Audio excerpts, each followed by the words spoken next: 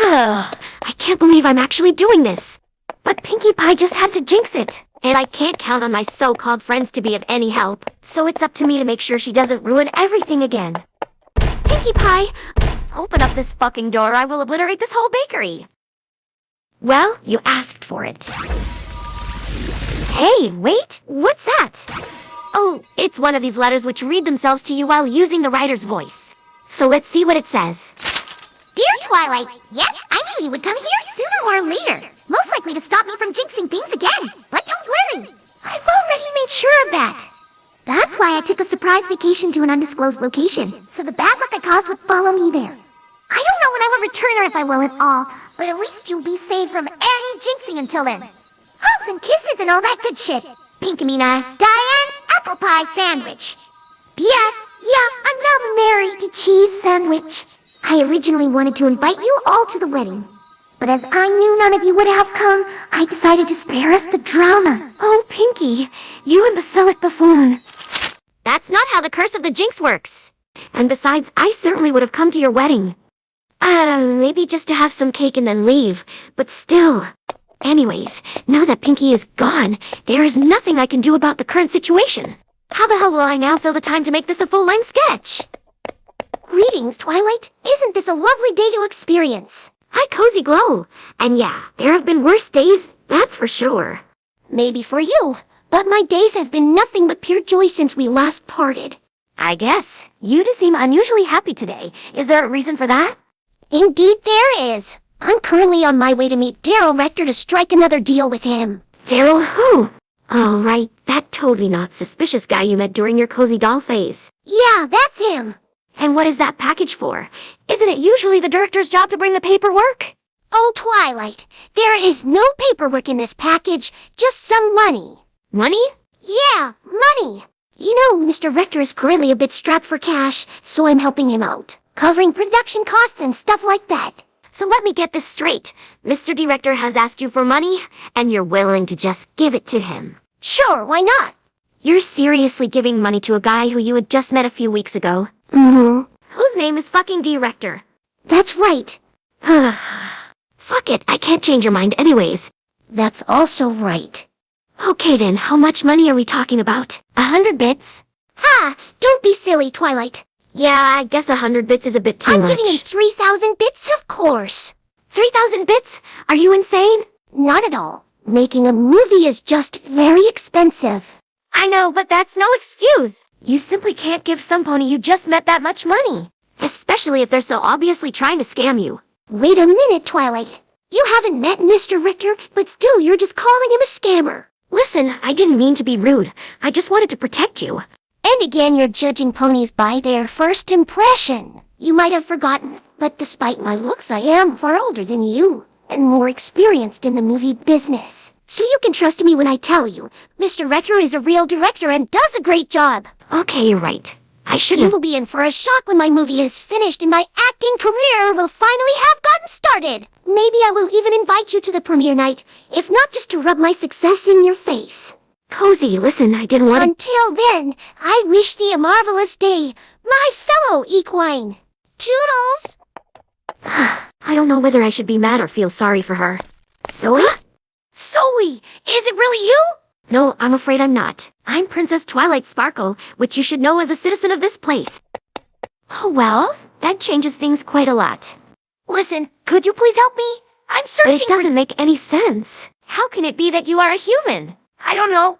I was born a human, so I guess that's the reason. But you should have turned into a pony when you entered the portal to Equestria. Oh, I didn't enter any portals. So it's unlikely that you came from Canterlot City. I get it. Your strange skin color suggests that you come from the same world as Jane Doe. Maybe, but I don't know anybody with that name. If it's any help, I come from a place called Downtown City. And my name is Blythe. Blythe Baxter. Blythe Baxter. What a strange name. It doesn't say anything about your appearance or personality. I guess so. Anyways, if you didn't enter Equestria through the portal, how did you end up here?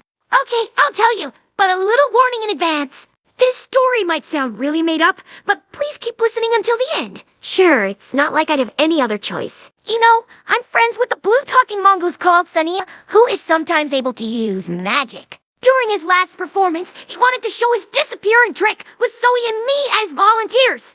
I guess it worked a bit too well, because as the smoke had cleared, we found ourselves in this world. I know it all sounds totally strange, but it is the truth. It doesn't sound strange at all.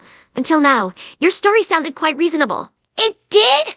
In Equestria, the most ridiculous things happen on a daily basis. A talking blue mongoose with magical powers is nothing compared to the shit I have to deal with every day. It really is? What is this place, if magical mongooses are considered normal? To be frank, we live in a parody world of a children's TV show created by a mentally challenged robot man. What the what? Yeah, it's true. You can be really glad he hasn't been around here for some time now, so you most likely won't have to bear meeting him. Is that robot guy really that terrible? Yes, he is. Robotus is like an omnipotent 5-year-old who sees himself as God's gift to all comedy. A misunderstood messiah who has died for our cringe. If that's the case, he would really love meeting my friend Pepper Clark. She also is kind of a self-proclaimed comedy genius who loves making jokes at the expense of others. She might well be, but when it comes to being a nuisance, no creature can beat Robotus. Oh, is that so? Well, Pepper has recently created her new favorite prank called What Does the Skunk Say?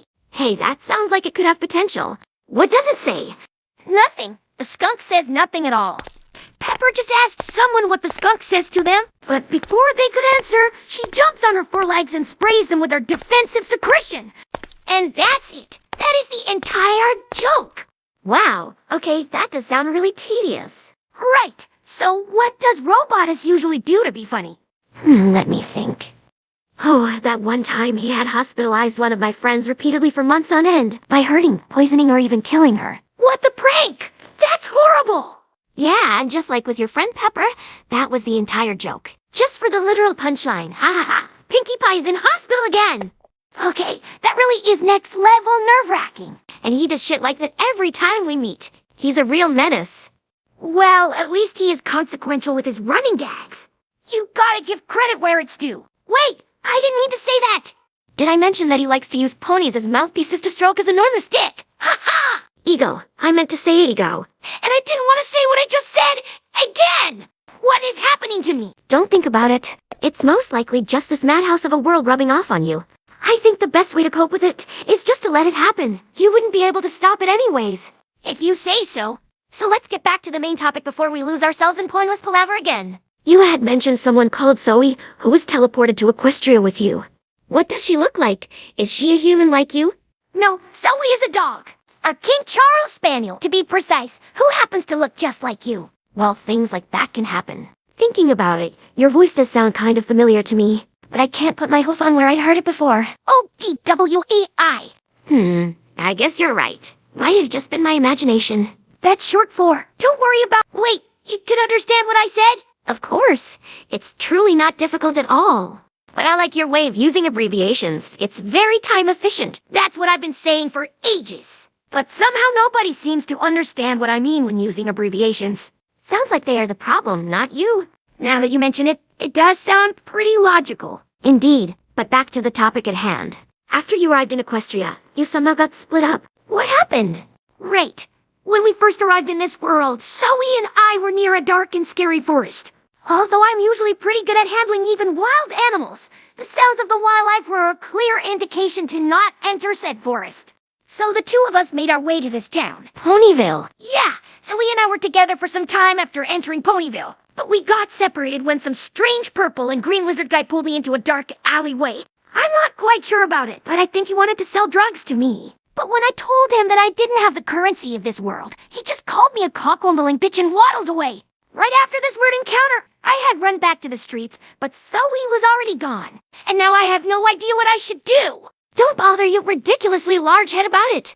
As I feel non-characteristically invested in your problem, I've decided to actually help you instead of just ditching you with a lukewarm wishing of good luck. Really? Sure, that way the sketch wasn't just a waste of every pony's time. Following the dumb logic of this world, your canine friend would most likely be at a place matching her personality. So, does Zoey have any special preferences? Well, she loves to sing and dance. And considering she is sometimes working as a model, Zoey is most likely into fashion as well. Singing and fashion, you say? Yeah. I think I know just the place to look for her. This way, Blythe. And while we're walking, you can tell me something more about your world. Oh, there is a lot I could tell you. I don't even know where to start. Just start with any topic you like. After 1 or 2 sentences, the focus will most likely switch to a more interesting scene anyways. Oh dear, this world really is a mess. It is indeed. Oh, and when we're about to arrive at our destination, you'll need to pretend to finish your explanation. That way, I will know everything you seemingly told me without you needing to actually tell me anything. Sure, why not? I really should stop questioning the logic of this place and just roll with it. So, as I've already told you, I live at a place called Downtown City. In this town, there is a small animal daycare called the Littlest Pet Shop. And all my efforts paid off in the end, as the jury declared me, Zoey Trend, the most particular pupper of the year. Oh, you should have seen Madame Pom's face when I got the shining tiara, and not her. I can imagine. You do have that special something a mortal needs. My sister's right. You are just so, well, incredible. But even better than that. The word you're looking for is fabulous. And you're right, I totally am. I'm so fabulous that I even wrote an entire song about how fabulous I am. You really did? Well, actually the song was written by either Daniel Ingram or Stefan Andrews, but I performed it, so it's technically my song. You also sing? That's great! How about we sing a little song together? Sweetie, do I have to remind you that 15, as great as he is, did not implement a way for us to sing? Oh right, I forgot. Maybe it's for the best. My voice has been sounding kind of strange since I've arrived in Equestria. Now that you mention it, you do sound a bit like my teacher, Miss Cheerilee. I'm sorry, but I won't be able to sing until my voice is back to normal. My artistic heart could not bear giving an imperfect performance. Oh, that's a shame. But it's also not that big of a problem. We will still be able to have fun together, even without singing. That is, if Rarity allows me to keep you. Well, I'm not sure. On the one hand, we're all getting along perfectly, and Zoey is a far better pet than that stupid jerk cat Opalescence could ever be. But she is wearing a collar, which means she already has an owner. Is it true? Do you already have an owner? I'm afraid that it's true. And although I really enjoyed your company, I miss my owner and would love to see him again. And my friends as well. Yeah, I understand. I also would be sad if I lost my sister or my friends. That's really mature of you, Sweetie Belle. And that's the reason I want to help you find your owner and friends. Thank you, Sweetie Belle. I came here with a friend of mine called Blythe, but we got separated somewhere down the street. And now I have no idea where to look for her. That makes things a lot more complicated. Oh, if only the plot could give us some convenient solution for this tricky situation. Okay, this time I'm 100% confident that this is the right place to look. You also told me exactly that the last 3 places we visited without any signs of Zoey anywhere. Well, you know what they say. 4 times the charm. I'm starting to regret asking for help. Oh, don't be like that. Where is that friendship positivity I've told you about? I seem to have lost it somewhere around the 3rd pointless place we visited. I know things have been kind of rough for us, but I'm totally convinced this is the right place to look. Hi, Rarity. Oh, hello, Twilight. Is that okay? Not really, but let's cut to the chase. This is Blythe. Hey! No, she is a human. How can that be? Due to one of these multi-dimensional time and space bullshit occurrences that happen from time to time, she was transported here without transforming. That makes sense. Continue. We are currently searching for her dog, who strangely seems to look just like me. Oh, you mean Zoey? She's right over there. Zoey? Blythe? Zoey! Blythe! Oh, Blythe. I thought I wouldn't see you ever again. Me too. But thanks to Twilight, we're finally back together. Thank you, Twilight, and you as well, Rarity. I don't want to imagine what would have happened if we didn't meet you. Yeah, me too. Thank you all 1,000 times. Oh, don't mention it. It was a pleasure meeting you, Zoey. Hey, I don't want to ruin your tearful reunion, but there still is a problem to face. Right. We still need to find a way to get back to our world. Can't you just teleport them there with your magic, like you did with Jane Doe? Sadly, I can't. Jane Doe's case was different because I happened to learn about his world during my studies. So I had a rough idea where to teleport him. But this time, I have no idea where this downtown city world could be. So, we're stuck here? Not quite. I think I know some pony who could bring you back to your world. And who would that be? Just wait and see.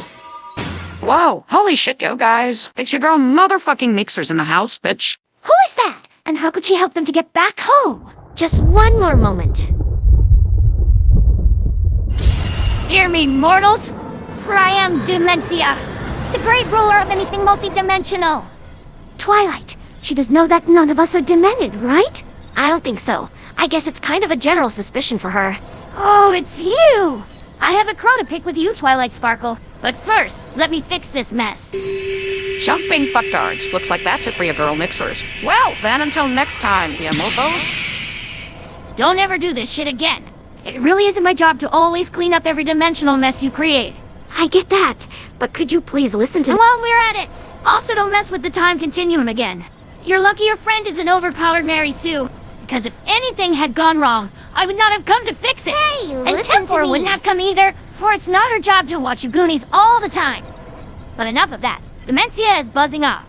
Bye! Hey, wait a second! Yeah, what is it? These two over there are from another world as well. Would you please be so kind to bring them back to their home world? Ah, sure, why not? It's not like I have a job to do or something, but cut your farewell short. There's a microwave blossonia waiting for me, so I'm in a hurry. Okay, we'll try. Well, I guess that's it. Time to say goodbye. Yeah, I guess. Are you sure you don't want to stay? I'm sorry, Sweetie Belle, but I must go home to my owner and my friends. Yeah, but I will miss you. I will miss her as well, sweetie, but we both know that she can't stay here. Zoey belongs in her world, with her friends and family. You're right. Please don't be sad. I will always remember you when singing my favorite song. I will as well. Goodbye, Zoey. Au revoir, Commissar. Hey, that's my line. Not anymore. To make things short, because this strange dragon horse is getting kinda angry at us for taking so long, I wanted to thank you all one last time. Thank you, Twilight, for helping me find Zoey. Oh, these things happen. And thank you to Rarity and Sweetie Belle for taking care of Zoey while I wasn't around. Again, don't mention it. It was the least we could have done. Yeah, that's what friendship truly is about. Oh, cringe. Huh, right? Okay, that's it. Time's up. I'm leaving. Bye. Oh, they're gone. I know you're sad, sweetie, but you know it was for the best. Yeah, I know. Hey, how about we visit Scootaloo in hospital? Maybe it will brighten your mood a little, and hers as well. Great idea. Can we order some ice cream as well? Okay, why not? Now hurry inside and get your saddlebag. Yay! Wow, what a strange day this was. Seriously, I think it was a pretty relaxing day, considering the bullshit we usually have to deal with. Yeah, da hast du recht. Stop it with those stupid German words, you fucking Hobelschlenzer.